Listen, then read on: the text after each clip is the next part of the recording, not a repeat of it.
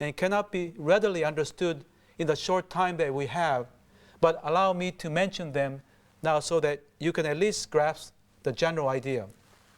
These 12 links are 1. Ignorance, 2. Intentional action, 3. Consciousness, 4. Mind and body, 5. The 6 senses, 6. The sense contact, 7. Feeling, 8. Craving, 9. Attachment, 10. Becoming, 11. Birth, and 12. Aging, dying, lamentation, grief, pain, sorrow, and despair. These 12 links can be seen as an elaboration of the relationship between the second and the first noble truths. If you recall, greed, hatred, and ignorance were the cause that led to suffering. Here, ignorance is listed first, while greed and hatred are included as dimensions of the intentional action, which represents the second link. These first 2 links in turn generate the rest of the links ending in suffering, which constitutes the 12th link. So, the 12 links of the chain of dependent arising explains how suffering arises. At the same time, this teaching also serves as an elaboration of the relationship between the fourth and the third noble truths. If we recall, the fourth truth was a path or set of practices for eliminating greed, hatred, and ignorance, which when completed leads to the third truth, which is none other than awakening or nirvana. So, much like dominoes, by eliminating ignorance, suffering is eventually eliminated. What is important to remember here is that each link cannot arise independently, but is dependent on another. They are therefore related to each other on the principle of causality. They are conditioned, relative, and interdependent.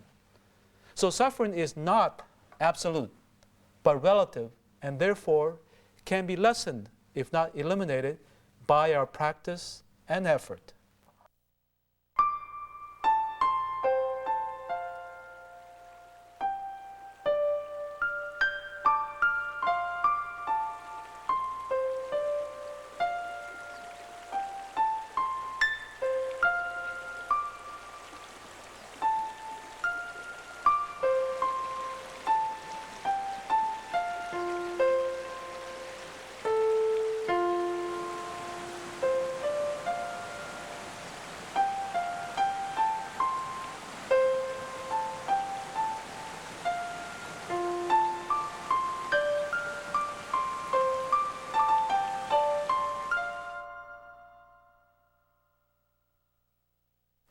Once I was invited to talk about Buddhism on the local TV cable network. After the show, Tom, the host of the program, told me about the loss a few years earlier of his wife of 30 years. Tom appeared to be in his mid-60s and was not a Buddhist. Since I had talked about the truth of suffering in the program, he must have felt even more compelled to confide in me of the impact of his wife's death. Her death had devastated Tom to a point where he could not work for more than a year and suffered mentally and emotionally ever since. Her death was also totally unexpected. But when I asked Tom that surely he must have thought about death, his answer was that he, of course, knew that we all eventually had to die, but he had never really thought about it occurring so soon to him or to his loved ones. Death was in the distant future and hardly ever entered his mind. His exact words were, "We were having too much fun and enjoying life." As I heard Tom talk about his lifestyle and outlook, I had flashes from the Buddha's life when he lived a life of luxury and enjoyed the pleasures of the palace before he departed on his spiritual search. Then, Tom told me that he wished he had known about the teachings of suffering or impermanence. I wish he had too. Even though he would not be able to get his wife back, we agreed as we talked that had he been more aware, he would not have suffered so unduly. Of course, it's extremely sad, and it's natural to be sad, and it's okay to be sad, but he would he could have avoided extreme, debilitating suffering. I don't intend to be insensitive or overly clinical, but I believe we can look at his situation through the teachings of the 12 links of the chain of dependent arising. He had experienced the 12th link, in which he felt extreme grief and despair. And the source of his extreme suffering ultimately lay with ignorance, the first link. Due to his ignorance concerning the truth of impermanence, his wife's death triggered a chain of psychological reactions. He then experienced a deep and abiding unpleasant feelings. Link 7, followed by a craving or desire to have his wife back with him as before. Link 8. He further became attached, link 9, to his wish of having his wife alive and regaining a life with her. This attachment, of course, clashed with the reality of his wife no longer being around, causing him to experience extreme suffering filled with grief, lamentation, and despair. Links 10 to 12. As ordinary people who lead a lay life, we will surely feel the sadness and grief at the loss of our loved ones. But as ignorance is replaced by wisdom and understanding, we can avoid what Tom had gone through, which was rooted in ignorance about the real nature of life. Wisdom helps us to see things as they really are and not how we wish to see them. Wisdom helps us to cope better in times of personal loss, but also inspires us to live our present lives more fully with a greater sense of joy, gratitude, and compassion. Let's look at another example involving a conflict between a parent and her teenage child. I'm sure many of you can identify with this. In this situation, a mother had gotten into yet another heated argument with her teenage daughter over violin practice. The mother is unhappy that her daughter has not practiced as much as she had promised, while the daughter disagrees. Naturally, it's upsetting for both of them. The mother, who is a violinist herself, has always expected her children to play the violin well, thinking of their welfare and the benefits in life. The daughter has complied with her mother's wishes up till now, but now acts out and rebels. In Tom's case, he wished he had dealt with the death of his wife differently. Here as well, the same could be suggested for the mother. In her case, the traditional approach would be to no longer make her daughter continue violin lessons to avoid the conflict and suffering. Yet, I believe in Buddhism, one has a choice, particularly for lay people who don't live in the spiritually focused environment of monasteries. In this respect, the choice is one, to have her daughter quit playing the violin altogether, or two, to press on with practice. Suffering would be eliminated with the first choice, as a source of conflict would be eliminated, but her daughter would lose out on acquiring an important skill that could benefit her life. As for the mother, she chose the latter. She felt that the benefits for her daughter outweighed any arguments and conflicts that were bound to continue. In other words, she decided that suffering with a purpose and awareness was better than giving up on something important just to avoid suffering. The mother also realized that her insistence on her daughter learning violin, no matter how well-intentioned, is still greed, and it's her, the mother's greed. This provides an important lesson for the rest of us. We should not delude ourselves in thinking that when we do things for others, that we are doing it for them, for ultimately we are doing it for ourselves. This will avoid unnecessary suffering when people do not acknowledge our sacrifice, and will also enhance the effectiveness of our efforts.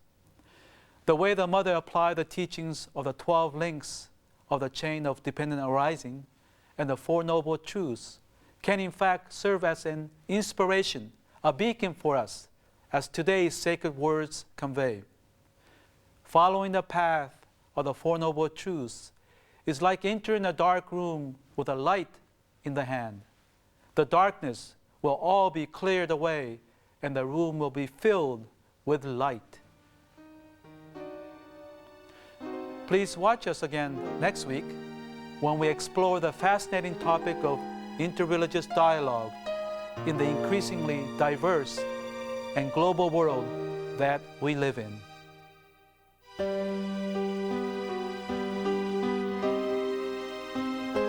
We at Bukkyo Dendo Kyokai pursue peace and happiness for people around the world. We have published the Buddhist teachings into 41 languages and donated our publication to hotels and other facilities in 55 countries. We would like to share the Buddhist teachings with people around the world. That's our mission. Visit our website for more information.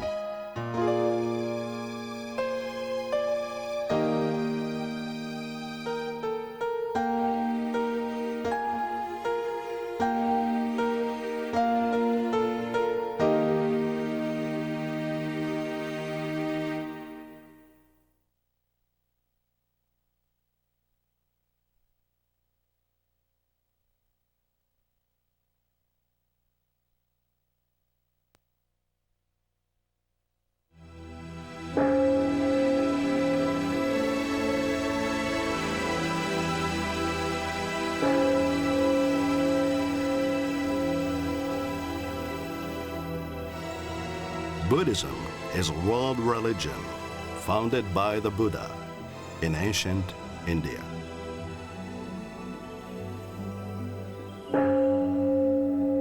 Buddhists seek wisdom, meaning, inner peace, and freedom from greed, hatred, and ignorance.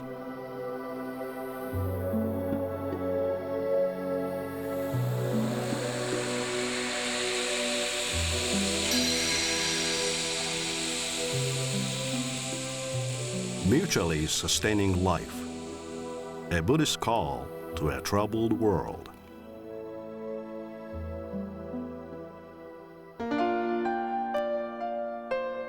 The world is like a lotus pond filled with many varieties of the plant.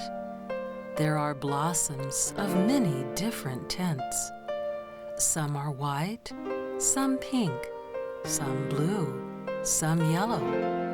Some grow under the water, some spread their leaves on the water, and some raise their leaves above the water. On today's show, we would like to take a break from our ongoing discussion of the Buddhist teachings to discuss the topic of interreligious dialogue, particularly between Buddhists and Christians. Before introducing our guest, Reverend Kodo Matsunami, who joined us previously, I'd like to say a few words about this topic. There has been no greater time than today for interreligious dialogue, for virtually all the religions of the world currently exist in the United States. As mentioned previously, Buddhism alone has at least 80 different schools in Los Angeles. In many communities, we find numerous religions that do not fall within Jewish Christian traditions. Please note, by the way, that I did not say Judeo-Christian, a term which I discovered during my involvement in interreligious dialogue that Christian coined, but one that some Jews do not subscribe to. Instead, they prefer Jewish and Christian traditions. The same goes when referring to the Old Testament, whereby the Hebrew Bible is preferred. It is on account of this growing diversity that numerous communities have interreligious associations. When I served as a temple priest, I became a member of Interfaith Council comprised of clergies of that area. If religious pluralism marks such communities, then the same can be said for families. With greater degree of intermarriages, our families are no longer of the same faith. It is no longer uncommon for families to have Christians, Jews, Muslims, and Buddhists among their members. This situation surely calls for a need for people to be more aware of each other's religious beliefs and practices. Greater understanding is also needed on a national and global level. For example, there exists an active academic group called the Society of Buddhist Christian Studies, comprised of about 400 members, which meets annually and publishes a journal. And there is also the International Buddhist Christian Theological Encounter, which has met annually for 2-3 days for the past 20 years. In the past, the themes at these gatherings have centered on doctrinal topics